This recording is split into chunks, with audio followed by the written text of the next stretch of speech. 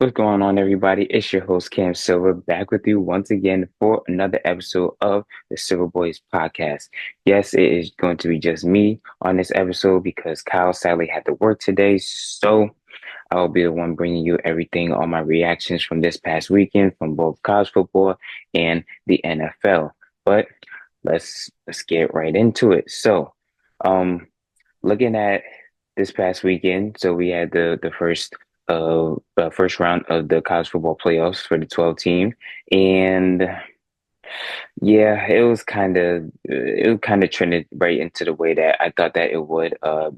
Indiana fell short to Notre Dame 27-17. Most of that game was a blowout. Indiana at the end tried to do some window dressing, tried to come back, but it was too little too late. Penn State blew out SMU 38-10. SMU just looked like they just were not prepared. Texas beats Clemson. Texas, for the most part, was out in front. Clemson actually strikes first. Texas comes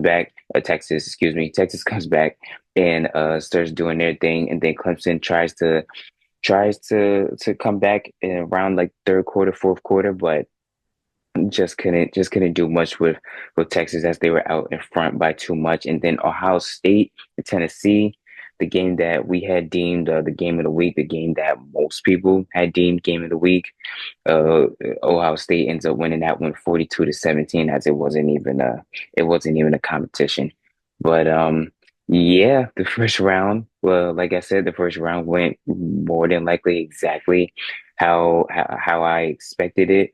Um, just looking at just going back into some of these games, man. Notre Dame just looked they just looked unstoppable. Jeremiah Love had that big run in the first quarter, 98-yard touchdown, and then after that they just didn't look back. They went up 27-3 with 4 minutes and 50 seconds left in the fourth quarter, but like I said, Indiana tried to make a comeback within like the last like 2 minutes of the game, but it was just too much for them. Should have been a lot more. Coach Kirk Cincinnati for Indiana should have been a lot more aggressive, in my opinion. Kind of a little too conservative for a playoff game, especially for a team that has never even sniffed the playoffs in Indiana. So would have liked to see them a lot more conservative, but I guess you live and you learn. So who knows? Maybe next year if they could come back next year, but we'll see. Things change so much in college football nowadays, so that will be something to watch. But Notre Dame will now move on to go face Georgia. That is going to be a great game, and we will preview that one in a little bit. Moving on to Penn State and SMU. Like I said, SMU just looked like they were not prepared. Quarterback for SMU, Kevin Jennings, 20 for 36, 195 yards. He had one touchdown, but he had three interceptions. It seemed like every time that Penn State was able to get pressure on him, he would panic and basically throw the ball to the other team. He threw two pick sixes within the first two quarters of the game. So from then on, he kind of just knew that Penn State was going to end up rolling with this one. And then on offense, I mentioned their two running backs in Katron Allen and Nicholas Singleton last week, and they did their things this past weekend. Katron Allen had 11 carries, 70 yards, two touchdowns. Nicholas Singleton, 14 carries, 90 yards, and a touchdown. So wasn't uh wasn't much that SMU could do with them. Good to see Penn State win one of these big games, and now the game gets even bigger as they go on to face uh Boise State and Heisman runner-up in Ashton Genty. Moving on to Clemson and Texas. Texas, Cal was very adamant that this was a must win for Texas. Texas had to win convincingly by at least two scores, and that's exactly what they did, 38-24. Um, was a little worried because sometimes they stall, sometimes Quinn Ewers looks like he's not on the same page as everybody else, but for the most part, they did really really really well, and the running backs were actually the real key here. Jaden Blue had 14 carries, 146 yards, and two touchdowns. Quatrivian Wisner, 15 carries, 110 yards, and two touchdowns. When when your top two running backs are able to rush for over 200 yards, rush for over 100 yards, especially 146 and 110 for two touchdowns, you're more than likely not going to lose that game. They were able to control the ground. And then after that, it was able to open up some things for Quinn Ewers in during the passing game as well. And yeah, just very impressed with the Texas. Very impressed to see how they bounced back from a heartbreaking loss to Georgia this past weekend. Not this past weekend, but the weekend beforehand in the SEC championship. And now they will go on ahead and they will face off with Arizona State, the Big 12 champions. So that will be something to watch and something that we will preview in a little bit. And then going to Ohio State and Tennessee. Obviously, everybody was so worried about Ohio State after they had, kind of didn't do what they were supposed to do against Michigan, but they came out strong and they came out hot early and often. They came out to a 21-0 lead in the first quarter. Um, Tennessee tried to fight back and made it 10-21 by the end of the first half. But then after that, two touchdowns in the third quarter basically blew this game wide open. Ohio State goes up 35-10 and then ends up winning, 42-17 as the end of the game was basically, just window dressing, trying to make it seem like the game wasn't as out of hand as it seemed, but it really was. Tennessee just looked like they didn't belong there. Will Howard bounce back game was pretty good. Threw for 311 yards and two touchdowns and an interception. Travion Henderson had 10 carries, 80 yards and two touchdowns. Jeremiah Smith, the guy that they should be getting the ball to almost every single play when they're dropped back and passing, either him or Ibuka.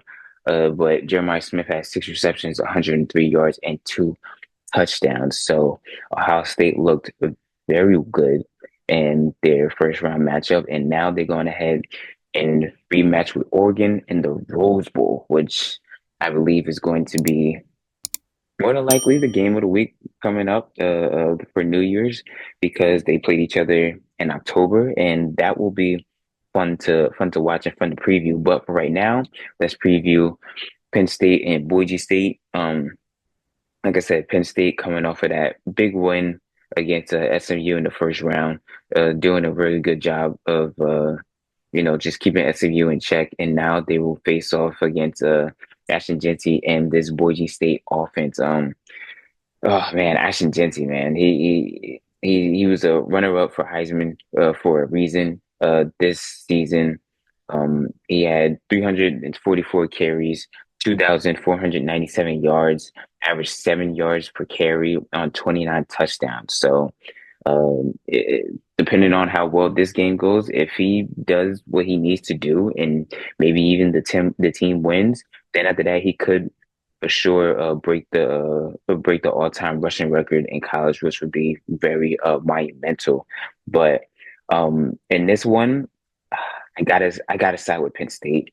Penn State has played teams like Oregon, which Boise State played Oregon. They played them in the beginning of the season, lost to them only by three. But Penn State has rivaled with Oregon and with Ohio State, and even though that they lost, they did have close games against both. And with Oregon, if it wasn't for a couple of mistakes, or if it wasn't for a few stints on defense where they let Oregon score, I think they would have more than likely won. And then after that, we'd be talking about them in a different light. But here they are going up against Boise State and the Fiesta Bowl in Phoenix.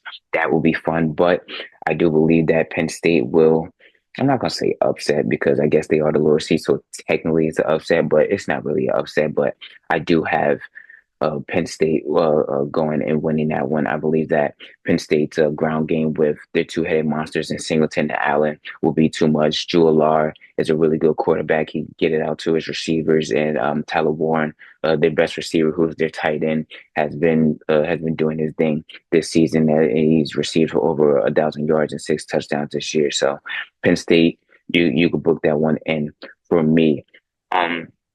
Going to the rest of the matchups, so number five, Texas versus number four, Arizona State. I have Texas, still believe in them.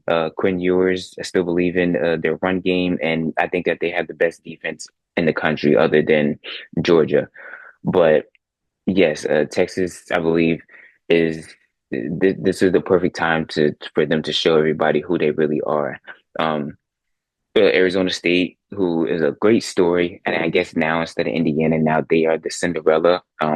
They, came on the scene and bust on the scene out of nowhere. They were predicted to be last in their own conference. So just the fact that they're not last, and the fact that they were able to outlast teams like BYU and Iowa State in the Big 12 championship shows a lot. But Texas will have their handful. Cam Scatterbull, who in their win against Iowa State, he had 16 carries, 170 yards, and two touchdowns, and he averaged 10.6 yards per carry. So that will, I know for sure, that will be a staple for Texas to make sure that they bottle him up and they keep him, to eliminate gains because he was going crazy in the Big 12 championship. But yeah, like I said, Texas for me on this one, they're the favorites. They actually opened up to 14 to a 14-point favorite. I believe that they can and will match that, and I believe that they can and will run away with this game in the end.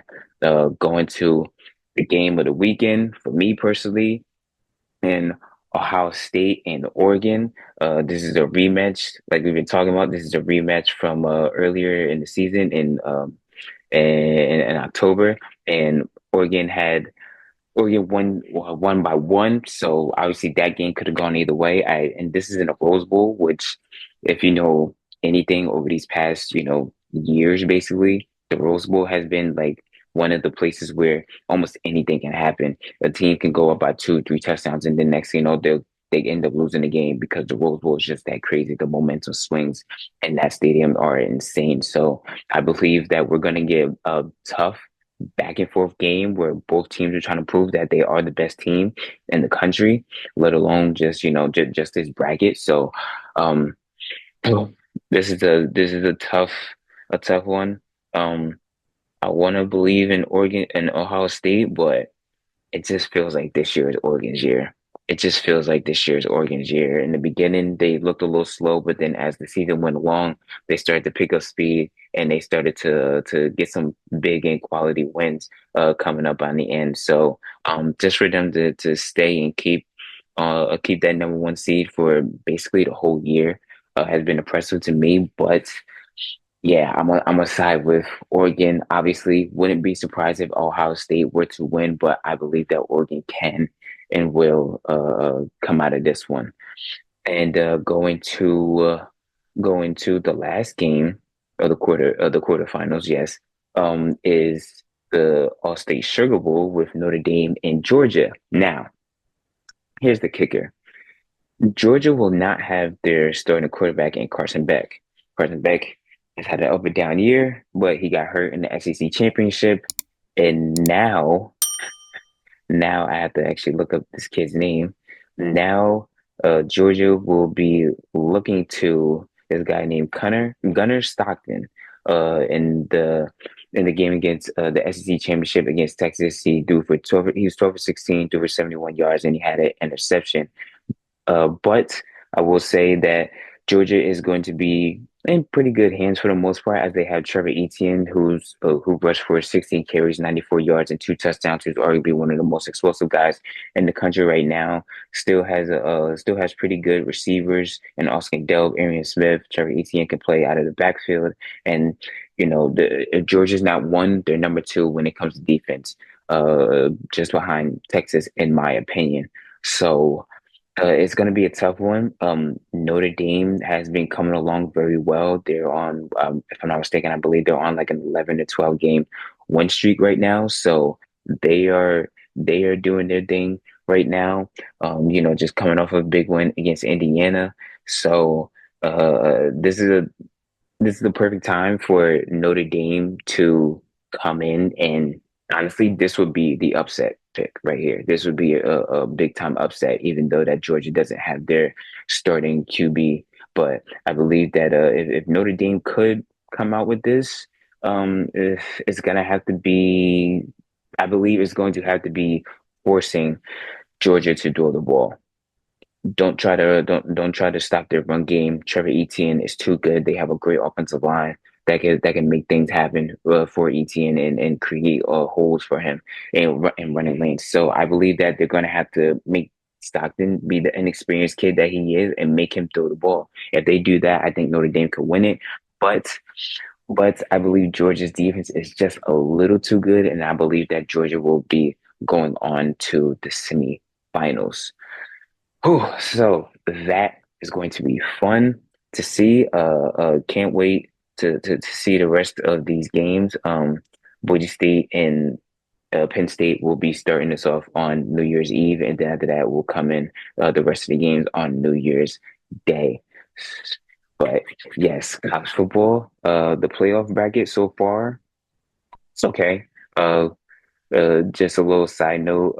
I know like obviously people were all up in arms about Indiana SMU because they got blown out. Um, yeah, that it happens. It's the first round. It was more likely going to happen than anything. Nothing surprising for me personally. Nothing that I didn't think was going to be a possible outcome. In my opinion, honestly, the only surprising one or the most disappointing one, technically, I guess, was Ohio State. But also, Ohio State was playing with the backs against the wall, people doubting them, people hating the fact that they lost to Michigan. I seen a feature piece on ESPN where there were fans talking about how they would even if they won a national championship, they'd still uh, classify this season as a disappointing season because they lost to Michigan. So yeah, that's crazy in itself. But like I said, it's the playoffs, so obviously anything can happen. But like I said, the first round wasn't much of a surprise to me. Just was that the games were a lot closer. But I believe that these quarterfinals will be.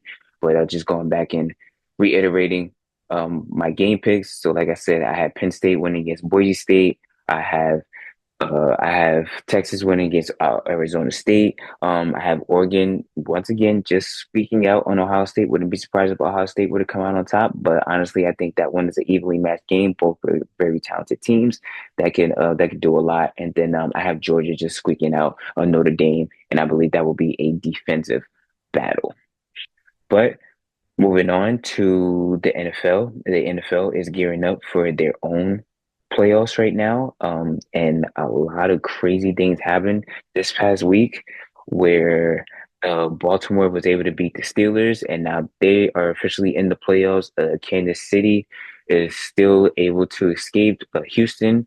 Sadly, Houston loses one of their best receivers in Tank Dell again. He had a dislocated kneecap, and he will be gone for the rest of the season.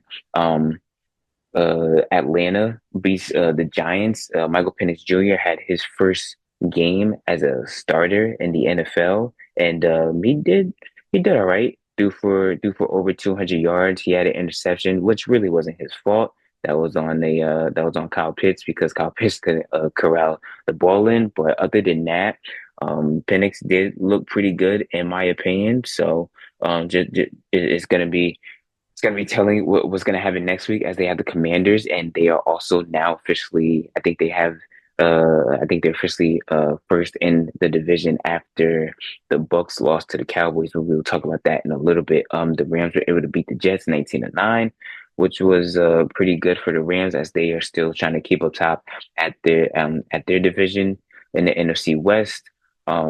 The Panthers end up upsetting the Cardinals, and with the Cardinals losing and the Rams winning, the Cardinals are now officially out of the playoffs.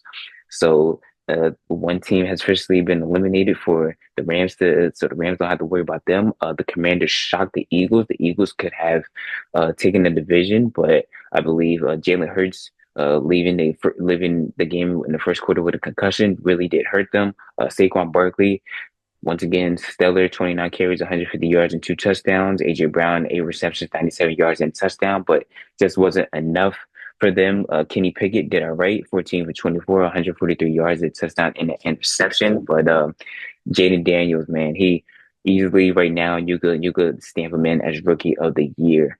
with no hesitation. 24 of 39, 258 yards, five touchdowns. He did have two interceptions, but the five touchdowns obviously ended up outweighing the two interceptions.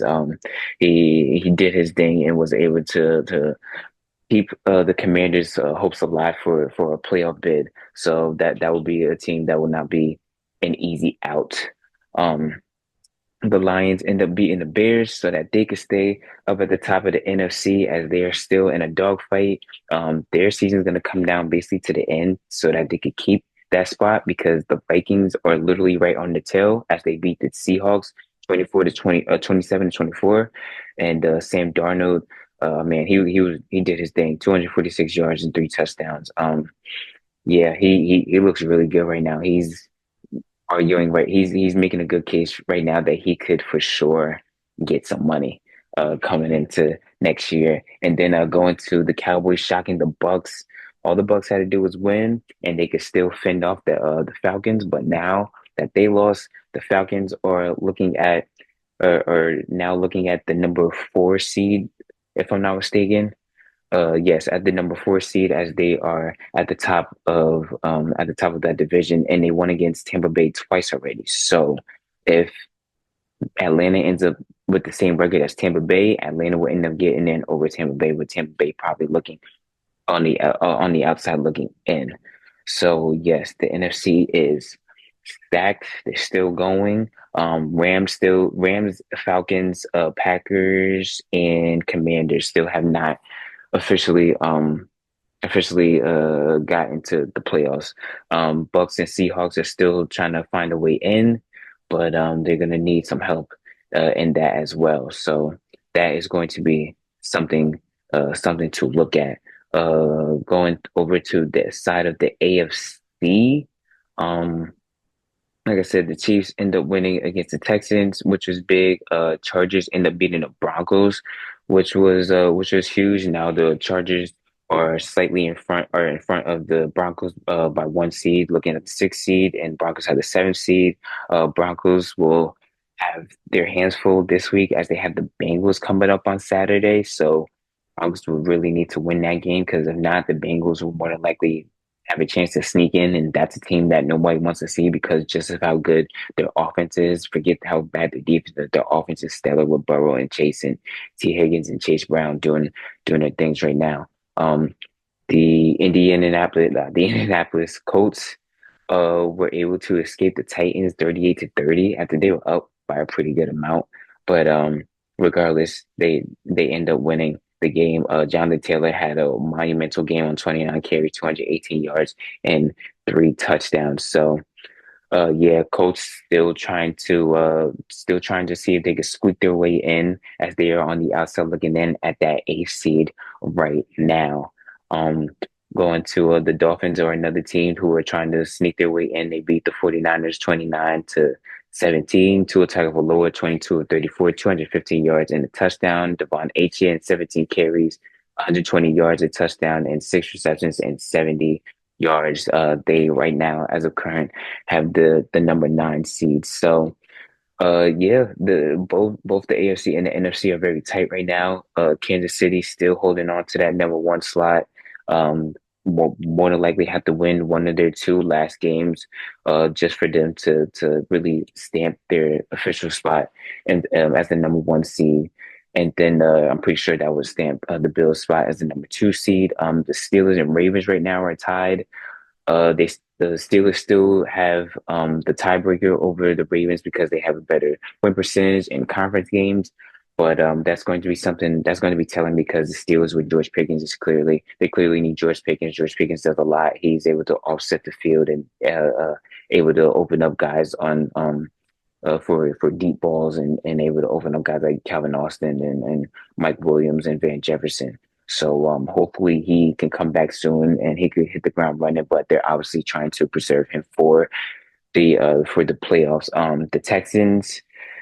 I have them as a first round out, depending on if they play the Ravens, if they play the Steelers, the Chargers, whoever. I have them as the first round out. They can't pass protect for CJ Stroud, and like I said, they just lost Tank Dell, and everything for them kind of kind of runs through Mixon. So if Mixon isn't able to get going, then the offense won't be able to get going, and they'll just end up being, they'll just end up being, like I said, a first round out, and a very drastic difference from year one for CJ Stroud to this year. But you could chalk it up to a sophomore slump, but I'll tell you, just watching this team the whole year, it's basically the offensive line. They just have not been able to protect CJ Stroud, plain and simple.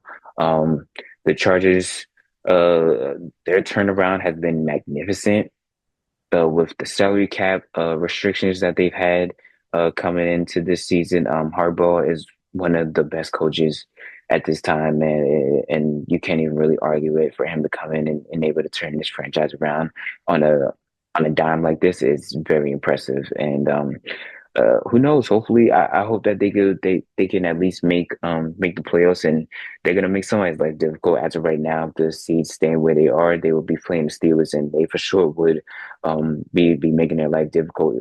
Even though that the fact that they did see them earlier, and the Steelers did come out on top. The Broncos. They would be facing the Bills. Defensively, a good team. Kind of falling off a little bit, but still a good team. Bo Nix on the offensive side has been doing this thing. He's able to find his guys and Cam Sutton and other guys like that. And the run game is all right with Estime and Williams. So the Broncos is a team where I don't think no one really fears them, but they know what they are capable of. And if Denver does play to their max potential, they could give somebody some trouble as well. But yeah, this is getting into the nick of things with everything, and I mean, like, I'm very excited to see where these teams will fall with, still playoff spots still up for grabs. Seedings are not in stone yet, so still teams could switch, uh, trust me, a three to a four, a two to a three, or whatever it is. These seedings do change. When they change, they do matter depending on who can get home field advantage and who can get that first round bye. As of right now, like I said, it looks like it will be the Lions on the NFC and the Chiefs in the AFC. Um, Eagles will just have to look out, obviously, for Jalen Hurts, because Jalen Hurts is he had a concussion in his last game. They had the Cowboys and the Giants, so they should be able to beat both of those teams, and more than likely lock up that number two seed, if I'm not mistaken, maybe even the one seed, because the Lions don't have a picnic themselves. They have San Francisco, who I believe that they could beat, but they will have the Vikings, who the Vikings are a team that is also, if they could win, then they could move up into that number one seed, and then the Lions will move down to the five seed, which would be huge for Minnesota if the road to the Super Bowl has to go through Minnesota. Green Bay, I believe that they will get in. They will be a scary team to look at as well. Love is starting to play very well, and the defense is playing well too. So looking forward to what they could do. The Commanders, we just talked about them. Daniels and that team is doing their thing. They just had like one of the best comebacks of the year against the Eagles. So looking forward to what they could possibly do as well. But yeah, that this will be our episode for this week. Like I said, Merry Christmas to everybody, and if we don't talk to you, Happy New Year's. I believe that we won't see each other, talk to each other until after New Year. So yes, Happy New Year. Please be safe, have fun.